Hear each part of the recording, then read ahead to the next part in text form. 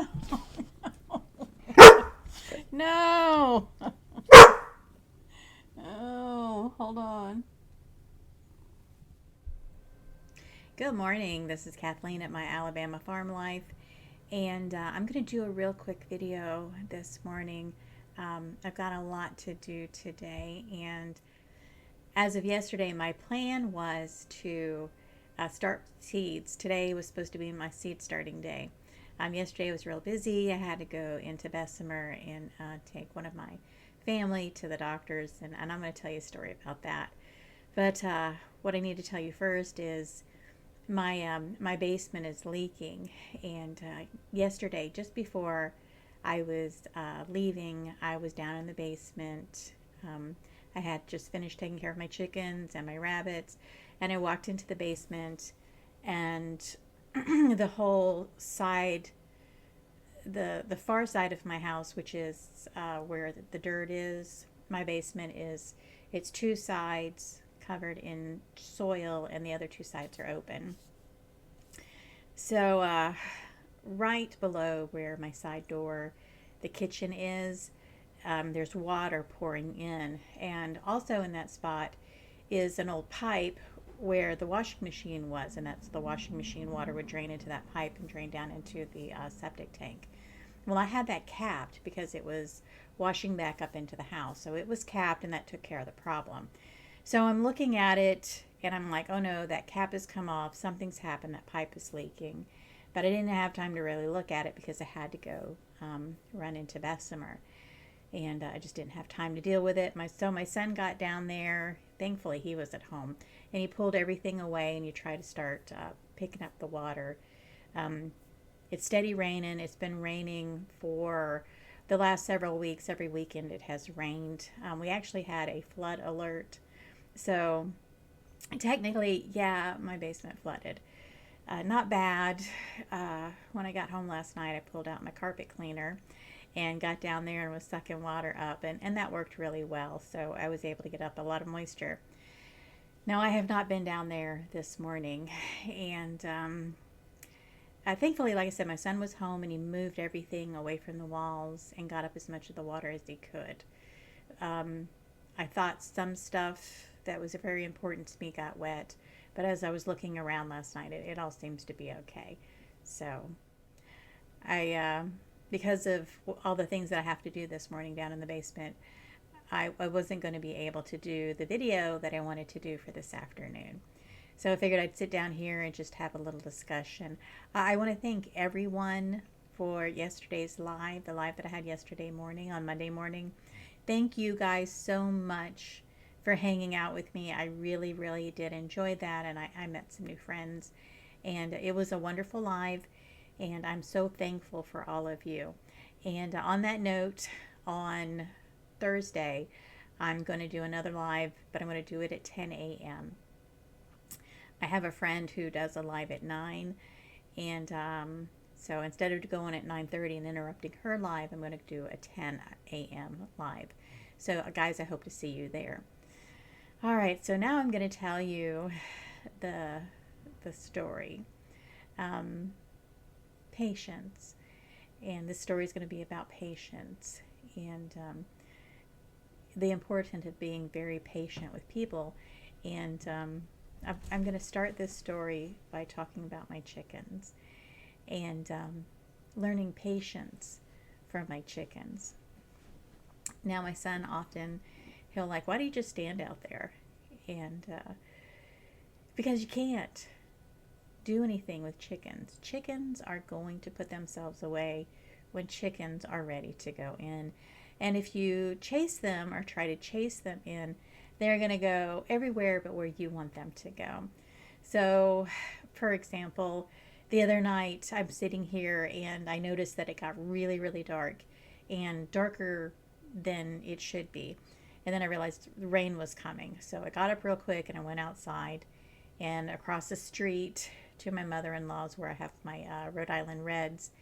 And real easy, 4 of them went in. The 5th one was hanging outside. She didn't want to go in, or she does want to go in. She just hasn't figured out how to get in. So I just stood back and waited because I know if I chase her, she's going to run off. And I don't want to do that. From experience, I know this. So it's easier for me just to wait. Even though I can see or feel the wind whipping around me, I can see the rain coming, I can hear the rain coming. And I'm trying to coax her, calling her, come on, chick, chick, let's go in. And she is kind of getting a little frantic because she knows the storm is coming too. So finally, she does go inside the fence and she gets to the door, and I move too fast and she runs around to the other side of the chicken pen. She's my oldest, one of my oldest hens, and here recently she's gotten really skittish. So I know that I have to wait for her. So finally she comes back. She goes in. Now it's raining, but that's okay. I'm going to stand there in the rain. I'm going to wait for my chicken to go in. Shut the door, put my fencing back up, get in my truck. It's now pouring down rain. So I go over to the house. Now I have to go get my raincoat because I still have to put my other chickens away. So I run outside and I have two black chickens, two black hens that have been outside, and they're standing there by the fence in the rain. I let them in, they run straight in, they're good, I put everybody away. But again, my chickens have taught me a lot of patience. Um, Sometimes I can coax them into doing things or to going in early, like throwing food, and that usually works. It usually works for most of them. But sometimes you'll get a, hi Steve. Yeah, I've been dealing with Steve all morning. Every time I try to start a video, he pops up. But anyway, it will work on most of them, but there will always be one or two hens that are just not ready to go in yet. So that's what I have to deal with. And I'm kind of dealing with the same thing with a family member. So they don't drive real well in traffic anymore. So I usually will be careful, Steve, don't step on my mouse. I will go and drive them. And so yesterday we were going to UAB in Bessemer. And I've never been there before. He's never been there before. He has given me the directions of what they told him at the office. And basically they told him to go in through the old entrance of the hospital. Well, I don't know where the old entrance of the hospital is. And no matter how many times we tell him, you need to be ready to go when we get there. And I try to get there a little bit early because I know there's going to be some time from when we get there, chat and visit a little bit. He gets his stuff together and then we go get in the car and go. This is usually about 15 minutes. Well, that gives me 15 minutes to get there and then 15 minutes to find the place. Had we left at 1, it would have been 15 minutes to get there and 30 minutes to find the doctor's office. But he's never ready to go. I'm always 15, 20 minutes late. And it's like he knows what time the appointments are, and he has this time frame in his head. And that is the time frame that we go by. And unfortunately, that's what happened yesterday. It's like we get to UAB. I don't know what building they're in. There's 3 separate buildings. And the first building I went to, that wasn't it. The third building I went to, we ended up on the 4th floor of the hospital. And this is hard on him because he uses a cane and he walks slow, and he runs out of energy pretty quickly too. So finally I had called the office and they told me where it was. And I went ahead and we made it. We were 20 minutes late, but we finally made it. But having patience is really important. I can't rush him. He's going to go at his own pace, and that's all there is to it. And I could get mad and I can get frustrated, but what's the point? Why should I get mad? Why should I get frustrated? Because he has to move at his own pace, just like my chickens. They have to move at their own pace, and they're not worried about you. They're not thinking about where you need to be or where you need to go.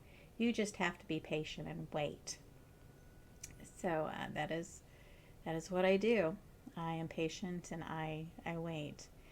And and then this brings me to another point. For some reason, I am I'm pointed to the book of Job, and for some reason, I think it's very important to someone, even to me. It could be just for me. But I went back through the book of Job, and I went through like the first 9 chapters, and then I stopped, and I keep meaning to go back, but I haven't. And I've said this before, I'm on Christian TikTok, and I love listening to some of the people that talk about certain things. And again, this morning, today, someone was talking about Job and the importance of the book and reading it and seeing it for what it was and not for not what it appears to be. That Job, the book of Job, is very important right now. So, like I said, so maybe somebody needs to hear this. Go to the book of Job and read it.